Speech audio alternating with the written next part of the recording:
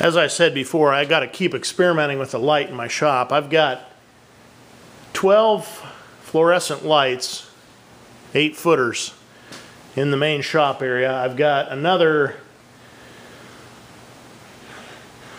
12 4-footers. They're T8s, which is a smaller bulb, in the back area, the newer area of my shop. And there is so much light in here at times. I've got 2 banks of them shut off right now, so there's only 3 fluorescents on above this here. It makes a, depending on the angle of the camera, it makes a nasty yellow color. It looks like tungsten film, for those of you who are familiar with regular photography, and really makes a nasty looking picture. I'm going to zoom in here and show you our choices.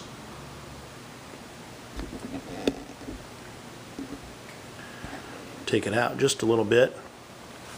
I was just thinking this morning, as I was zooming the camera in on one of the other shots, about, I'm sure you'll remember this back in biology, Misters Lang and Owenschlager saying clue in when they wanted us to move in closer. So clue in here. We'll take a look at this grain.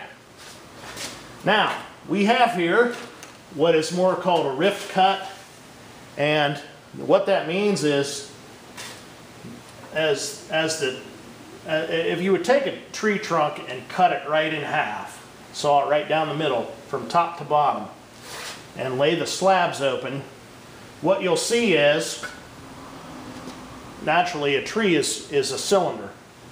So as the bark comes around and the layers in the tree, the closer you get to the outer edge, the more vertical those layers are going to stand. So you're actually looking at the edge of the layer rather than at the face of the layer. This is what we call rift cut, and rift cut means it was taken with the grain, the layers of the grain from the side view.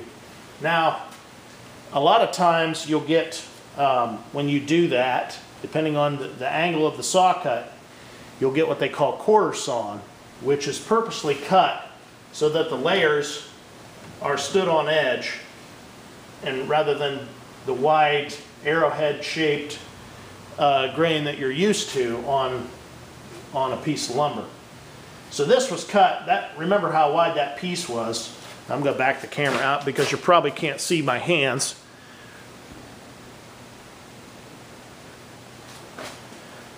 Remember, this piece was this wide, and it's not necessarily set up the way it was cut. It may actually be flipped over. So this was a nice wide piece, so we're getting that nice edge, and then it goes more to the flat across the middle. This piece here has more of the arrowhead grain in it, although down here, down at the bottom, and a little bit up here at the top, and I'm not sure if my hands are showing on the camera angle here. It's got a wider grain to it. Now I'm almost tempted to, and this is really what's recommended, using this straight, kind of uninteresting grain for the frame of your panel on a door or something like that, and any piece that you're not really concerned with accenting. Now this was the second piece I ripped, so there's some rough on the inside, but that doesn't really matter so long as I put this side against my miter fence and register off of that with my miter cuts. This will all be wasted out whenever I cut with the jigsaw. So I'm going to choose this piece here. Either one of these would be fine. This actually has both the straight grain and what we call the plain sawn or flat sawn grain in it. But I think this grain in the walnut is consistent enough that I can kind of match up the miters in it and it won't look too bad.